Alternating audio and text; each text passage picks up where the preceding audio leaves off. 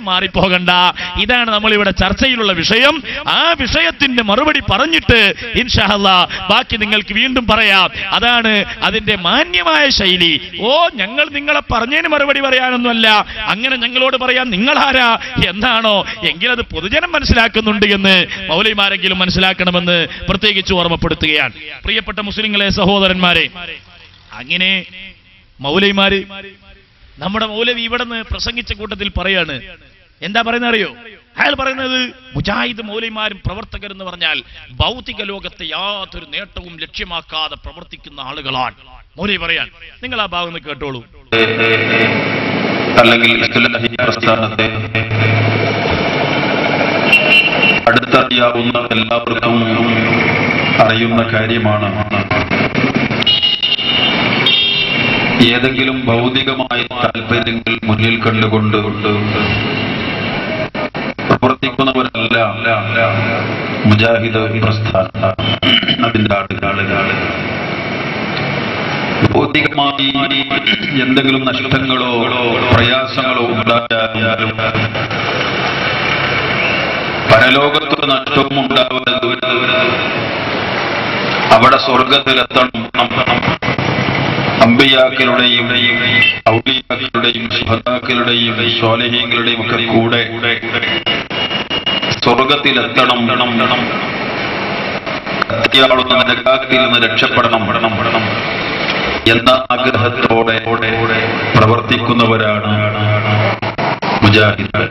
കേട്ടല്ലോ, മുജാഹിദുകളുടെ ലക്ഷ്യം എന്താണ്? ഭൗതിക ലോകത്തൊന്നും ലക്ഷ്യാക്കുന്നില്ല. ഇത് ഉമർ മൗലവിയുടെ ഓർമ്മകളുടെ തീരത്ത്. ഇതിന്റെ 23-ാമത്തെ പേജ് എടുത്തോ. പണ്ഡിത പ്രഗൽഭരും മികച്ച വാഗ്മികളുമായിരുന്നു തൃപ്പനച്ചി CP കുഞ്ഞുമൊയ്തീൻ മൗലവി, KKM ജമാലുദ്ദീൻ മൗലവി, ആനമങ്ങാട് മൊയ്തീൻകുട്ടി മൗലവി എന്നിവർ.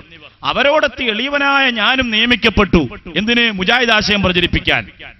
മുജാഹിദ് ആശയം പ്രചരിപ്പിക്കാൻ ഇയാൾ നിയമിക്കപ്പെട്ടു. എന്നിട്ടോ അത്ഭുതം, 21.5 രൂപയാണ് ഓരോരുത്തർക്കും ശമ്പളം. ഒന്നും കൊടുക്കില്ല കേട്ടോ. ഭൗതിക ലോക ആര് മുജാഹിദ് പ്രസ്ഥാനത്തെ പ്രചരിപ്പിച്ചാൽ 21.5 രൂപ ശമ്പളം. ഇത് പറയുന്ന ഉമർ മൗലവിയാണ്. 21.5 ആണോ? അത് വളരെ കുറഞ്ഞു പോയി എന്ന് പറയണ്ട. ഇയാൾ തന്നെ പറയുന്നുണ്ട്, അന്ന് അതൊരു വലിയ സംഖ്യയാണ്. 1941 കാലഘട്ടം. നിങ്ങൾ ലക്ഷ്യാക്കുന്നുണ്ടോ ഇല്ലയോ? ഇനി പറയട്ടെ, നിങ്ങൾ ഖുത്ബ ഓതുന്നത് വരെ ഏത് ലക്ഷ്യത്തിന് വേണ്ടിയാണ് എന്ന് നിങ്ങളെ പ്രസിദ്ധീകരണം നോക്കിയിട്ടാ ഞാൻ വായിക്കാൻ പോണം. ഇവിടെ വലിയ മഹാന്മാരായിട്ട് അഭിനയിക്കാനാണല്ലോ ഇവിടെ വന്നത് നമ്മളെ മൗലവി. ഞാനിങ്ങനെ ഓരോന്നിനും അക്കമിട്ട് മറുപടി പറഞ്ഞാൽ ഒന്നും ഇവിടെ ഒഴിഞ്ഞു പോവുകയില്ല. പക്ഷേ പലതിനും കഴിഞ്ഞ പ്രഭാഷണത്തിൽ മറുപടി പറഞ്ഞു പോയതാണ്. ഇവിടെ നടന്നു കഴിഞ്ഞതാണ്. മുജാഹിദ് പറയുന്ന വിഷയങ്ങളിൽ ഏതാണ്ട് എല്ലാ കാര്യങ്ങൾക്കുള്ള മറുപടി. അതിൽ മുജാഹിദുകളായ ആളുകൾ അവർക്ക് തോന്നുമല്ലോ, അല്ലെങ്കിൽ അത് കേട്ട ചില നിഷ്പക്ഷമതികളായ ആളുകൾക്ക് തോന്നുമല്ലോ, ഇവര് ആഖിറ ലക്ഷ്യാക്കി മാത്രം പ്രവർത്തിക്കുന്ന ടീമാണ്. എന്നാൽ അതുകൊണ്ട് ഞാൻ പറയാൻ, നിങ്ങൾ ഇതാ ശബാബ് വാരികയിൽ എഴുതിയിരിക്കുന്നു 2006 ഫെബ്രുവരി 24 എന്താ എഴുതിയത്? നമ്മുടെ ഖത്തീബുമാർ ഇതൊന്നും കണ്ടിട്ടില്ല. പണ്ടെന്നോ പറഞ്ഞു പഴകിയ കുറെ ആയത്തുകളും ഹദീസുകളും യാതൊരു സ്ഥലകാല ബോധവുമില്ലാതെ വാതോരാതെ പ്രസംഗിച്ചുകൊണ്ടിരിക്കുകയാണ് അവര്. മുജാഹിദ് പള്ളി പ്രസംഗിക്കുന്ന ആളുകൾ പണ്ടെന്നോ പറഞ്ഞു പഴകിയ കുറെ ആയത്തും ഹദീസും അതിങ്ങനെ വാതോരാതെ പ്രസംഗിച്ചുകൊണ്ടിരിക്കുകയാണ്. ഇതിങ്ങനെ പറഞ്ഞ് ഇയാൾ പറയാണ്, ഇങ്ങനെയാണ് നമ്മുടെ ഓരോ വെള്ളിയാഴ്ചയും കഴിഞ്ഞു പോയിക്കൊണ്ടിരിക്കുന്നത്. വല്ലാത്തൊരു ദയനീയത. എന്തിനിതിന് നിന്നു മുജാഹിദേ? ഇതുകൊണ്ട് തീർന്നില്ല. പിന്നെ ഇയാൾ പറയാണ്, ഖുത്ബ കഴിഞ്ഞു പോകുമ്പോൾ കേട്ടോളെ, ആഖിറം മാത്രം ലക്ഷ്യമാക്കിയാണ് മുജാഹിദ് പ്രവർത്തിക്കുന്നത്. സിദ്ദീഖീങ്ങളോടൊപ്പം സ്വർഗത്ത് പോകാനാണ്, ഭൗതിക ലോകത്ത് ഒന്നും ഞങ്ങൾ കൊതിക്കുന്നില്ല എന്നൊക്കെ പറഞ്ഞ് വലിയ മഹാന്മാരായി ചമയാൻ ശ്രമിച്ചല്ലോ. അതിന് മറുപടി നിങ്ങളെ പ്രസിദ്ധീകരണം തന്നെയാണ്. കേട്ടോളൂ. ഖുത്ബ കഴിഞ്ഞു പോകുമ്പോൾ കിട്ടുന്ന സൽക്കാരവും, കേൾക്കണേ, അടിവരണം. ഖുത്ബ കഴിഞ്ഞു പോകുമ്പോൾ കിട്ടുന്ന സൽക്കാരവും മഞ്ഞ കവറുമാണ്. ഖുത്ബക്ക് പുറപ്പെടുമ്പോഴും ഖുത്ബ പറയുമ്പോഴും അയാളുടെ മനസ്സിൽ നിറയെ. പിന്നെ എങ്ങനെയാണ് ആത്മാർത്ഥതയ്ക്ക് സ്ഥാനമുണ്ടാവുക? മുജാഹിദ് പള്ളിയിൽ ഖുത്ബ ഓതുന്ന മൗലവിമാർക്കൊന്നും ആത്മാർത്ഥതല്ല പോലും. എന്താ കാരണം? കഴിഞ്ഞു പോകുമ്പോൾ കിട്ടുന്ന സൽക്കാരത്തിന്റെ ക്വാളിറ്റിയെ പറ്റിയാണ് ഖുത്ബയ്ക്ക് പുറപ്പെടുമ്പോഴും ഖുത്ബ പറയുമ്പോഴുള്ള അയാളുടെ ചിന്ത. മഞ്ഞ കവറിനെ പറ്റിയാണ് ആലോചന. അതുകൊണ്ട് ഖുത്ബ വരെ ശരിയാകുന്നില്ല എന്ന് എഴുതി വച്ചിരിക്കുന്നു മുജാഹിദുകൾ തന്നെ ശബാബ് വാരികയിൽ. അങ്ങനെയുള്ള ഒരു വിഭാഗം കാട്ടിലെ പീടികയിൽ വന്ന് പറയാണ്, ഞങ്ങൾ ഈ ദഅവത്ത് കൊണ്ടൊന്നും ലക്ഷ്യാക്കുന്നില്ല. പണ്ട് നമ്മളെ മുജാഹിദ് ബാലുശ്ശേരി എന്ന് പറയുന്ന ആള് ആ ബാലുശ്ശേരിയുടെ അടുത്ത് ഇതേ രൂപത്തിലൊരു പ്രസംഗം നടത്തിയിരുന്നു. പിന്നെ അയാൾക്കൊരു ദുനിയാവുന്നതിന്റെ പൂതി ഉണ്ടായിട്ടില്ല. അവിടെ അയാൾക്ക് പിന്നെ വന്നിട്ടുമില്ല. അത് വേറെ വിഷയം. ഞാനിപ്പോൾ അങ്ങോട്ട് വിശദമായി കടന്നു പോവുകയല്ല. ഇൻഷാ അല്ലാഹ് നമുക്ക് മുഖാമുഖത്തിലേക്ക് പ്രവേശിക്കേണ്ടതുണ്ട്.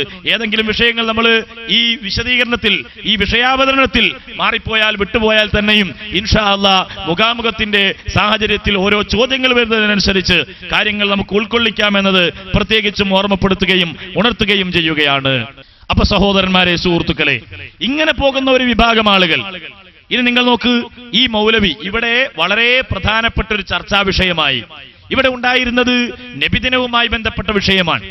നബിദിനവുമായി ബന്ധപ്പെട്ട വിഷയം ഞാൻ അതിനെ ഇവിടെ കഴിഞ്ഞ തവണ മുജാഹിദ് മൗലവിയിലെ ഈ മൗലവിമാരിലെ ഇ.കെ. മൗലവി, ആ ഇ.കെ. മൗലവിയൊക്കെ എഴുതിയത് ഇവിടെ വായിച്ചു കേൾപ്പിക്കുകയുണ്ടായി. ഇ.കെ. മൗലവി മൗലിദ് ആഘോഷിക്കണമെന്നും അതുപോലെ തന്നെ നമ്മൾ സന്തോഷിക്കണമെന്നും, മൗലിദ് ആഘോഷം, മൗലിദ് റബീഉൽ അവ്വൽ മാസം വരുമ്പോൾ വലിയ ആനന്ദമാണ് നമുക്കൊക്കെ ഉണ്ടാകാറുള്ളത് എന്നും മൗലവി ഇവിടെ എഴുതിയത് ഞാൻ കഴിഞ്ഞ തവണ കേൾപ്പിക്കുകയുണ്ടായി. പക്ഷേ നമ്മളെ മൗലവി പറയാത്ത പോയ വിഷയങ്ങൾ വളരെ പ്രധാനപ്പെട്ട ഒന്നെന്താണെന്നറിയോ? എന്താണത്? ഞാനിവിടെ മൗലവിമാരുടെ പ്രസംഗത്തിന്റെ പല ഭാഗങ്ങളും കേൾപ്പിച്ച കൂട്ടത്തിൽ റബീഉൽ അവ്വൽ അല്ല, റമളാനിലാണ് നബി ജനിച്ചത് എന്ന് മുജാഹിദ് മൗലവി പറയുന്നത് കേൾപ്പിച്ചിരുന്നു.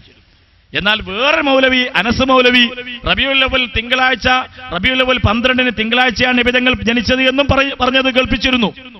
ഇതൊക്കെ ഇവിടെ കേൾപ്പിച്ചതിനെ പറ്റിയൊന്നും മൗലവിക്ക് യാതൊരു മുണ്ടാട്ടവും ഇല്ല. മൂപ്പർക്ക് ഇതിനെപ്പറ്റിയൊന്നും യാതൊരു മറുപടിയുമില്ല. അതെന്തേ മറുപടി ഇല്ലാത്തത് മുജാഹിദുകളെ? അതെന്തേ മറുപടി ഇല്ലാത്തത്? മൗലവി പറയാതെ പോയ വിഷയങ്ങൾ ഇവിടെ എണ്ണുകയാണെങ്കിൽ അത് എത്രയാണ്? ഇയാളെ മറുപടിക്കാണോ നിങ്ങൾ എന്തിനാണ് ഇവിടെ കൊണ്ടുവന്നത്? എന്താണ് നിങ്ങൾ ഇയാളെ കൊണ്ടുവന്നതിന് ലക്ഷ്യം? അതെങ്കിൽ വേറെ ഞങ്ങൾ ഇവിടെ സംഘടിപ്പിച്ച പരിപാടിക്ക് ഞങ്ങൾ ഒരു പരിപാടി നടത്തിയെന്ന് വരുത്തി തീർക്കുക, അല്ലേ? അതാണോ നിങ്ങൾ ലക്ഷ്യം? ഇത് പൊതുസമൂഹം തിരിച്ചറിയുന്നതാണ്. ഞങ്ങൾ നിങ്ങളോട് പ്രത്യേകിച്ച് ഓർമ്മപ്പെടുത്തുകയാണ്. അതുകൊണ്ട് നിങ്ങൾ വിശദീകരിക്കേണ്ട വിഷയമാണ്. നബിദിനം അത് റബീഉൽ അവ്വൽ അല്ല, റമളാനിലാണ് എന്ന് മുജാഹിദ് മൗലവി ഒരു മൗലവി. വേറെ മൗലവി പറയുന്നതോ അത് റബീഉൽ അവ്വലിൽ തിങ്കളാഴ്ചയാണ്, 12-നാണ് എന്ന്. വേറെ മൗലവി സക്കരിയ സലായിമത് പറയുന്നുണ്ട്. അങ്ങനെ ആ വിഷയങ്ങൾ ഇവിടെ അവതരിപ്പിക്കുകയുണ്ടായി. പക്ഷേ മൗലവിക്ക് മറുപടിയില്ല.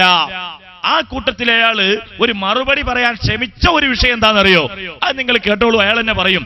ഇ.കെ. മൗലവി തുടങ്ങിയ മൗലവിമാര്, മുൻകാല നേതാക്കന്മാര്, ആ നേതാക്കന്മാർ അവര് മൗലിദ് ആഘോഷിക്കണമെന്ന് രേഖപ്പെടുത്തിയത് ഇവിടെ വായിച്ചു കേൾപ്പിച്ചപ്പോൾ അതിന് മൗലവി പറയുന്ന മറുപടി എന്താണെന്ന് ചോദിച്ചാൽ, അത് സുന്നി പ്രസ്ഥാനത്തിൽ നിന്ന് വിട്ട് അവര് മുജാഹിദിലേക്ക് ഇങ്ങോട്ട് വന്നപ്പോ എഴുതിപ്പോയതാണ്, പിന്നെ അവരതൊക്കെ തിരുത്തിയിട്ടുണ്ട് എന്നാ. കേട്ടോളി. പിന്നെന്താണ്? പഴയ കാലത്ത് മുജാഹിദ് മൗലവിമാർ ചില ആൾക്കാരെ, ഇ.കെ. മൗലവി അങ്ങനെയുള്ള ചില ആൾക്കാരൊക്കെ മൗലിദിനെ അനുകൂലിച്ച് എന്തൊക്കെ പറഞ്ഞില്ലേ എന്നാണ്.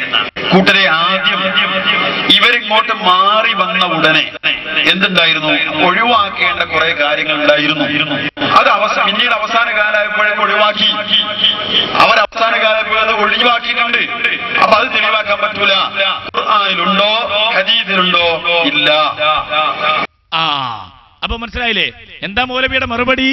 ഇ.കെ. മൗലവിയെ പോലുള്ള വലിയ വലിയ മൗലവിമാര് എങ്ങോട്ട് വരുമ്പോ മുജാഹിദ് പ്രസ്ഥാനം ഉണ്ടാക്കിയവരവര്, മുജാഹിദ് പ്രസ്ഥാനം ഉണ്ടാക്കിയ ആളുകളാണവര്, അതിന്റെ ആദ്യകാല നേതാക്കന്മാരാണ്. അവര് മുജാഹിദ് പ്രസ്ഥാനത്തിലേക്ക് വരുമ്പോ കുറെ സംഗതികൾ ഒഴിവാക്കേണ്ടതുണ്ടായിരുന്നു. അത് പിന്നെ ഒഴിവാക്കിയിട്ടുണ്ട്, അത് തിരുത്തിയിട്ടുണ്ട് എന്നാണ്. എന്നാൽ ഇ.കെ. മൗലവി തിരുത്തിയത് കൊണ്ടുവരൂ മൗലവി. ഇ.കെ. മൗലവി തിരുത്തി എഴുതിയത് കൊണ്ടുവരൂ മൗലവി, കൊണ്ടുവരൂ. നിങ്ങൾ അടുത്ത പ്രസംഗത്തിന് ഇവിടെ വരുമല്ലോ, എന്നാൽ ആ സമയത്ത് ഇവിടെ കൊണ്ടുവരൂ. ഇ.കെ. മൗലവി തിരുത്തിയത് എന്നാണ്? ഏത് പുസ്തകത്തിലൂടെയാണ്? അൽ മുർഷിദിലൂടെയാണോ? ഇർഷാദിലൂടെയാണോ? അൽ മനാറിലൂടെയാണോ? എവിടെയാണ് അത്തിരുത്ത് പ്രസിദ്ധീകരിച്ചു വന്നിട്ടുള്ളത് മൗലവിമാരെ? ഏത് പത്രത്തിലാണ്? ഏത് ലഘുലേഖയിലാണ്? ഏത് മാസികയിലാണ്? ഏത് വാരികയിലാണ്? എവിടെയാണ് അത്തിരുത്ത് വന്നിട്ടുള്ളത് മൗലവിമാരെ? നിങ്ങൾ ആലോചിച്ചു. ഒരു മൗലവി മറുപടി പറയാൻ വന്നിട്ട് പെടുന്ന പാട് കണ്ടില്ല നിങ്ങൾ? പെടുന്ന പാട് കണ്ടില്ലേ? എന്നിട്ട് ഇയാൾ വീണ്ടും അവതരിപ്പിച്ച വേറെ വിഷയം അത് മറ്റൊന്നുമല്ല. ഈ മൗലവി ഇയാൾ പറയാണ്, ബഹുമാനമുള്ള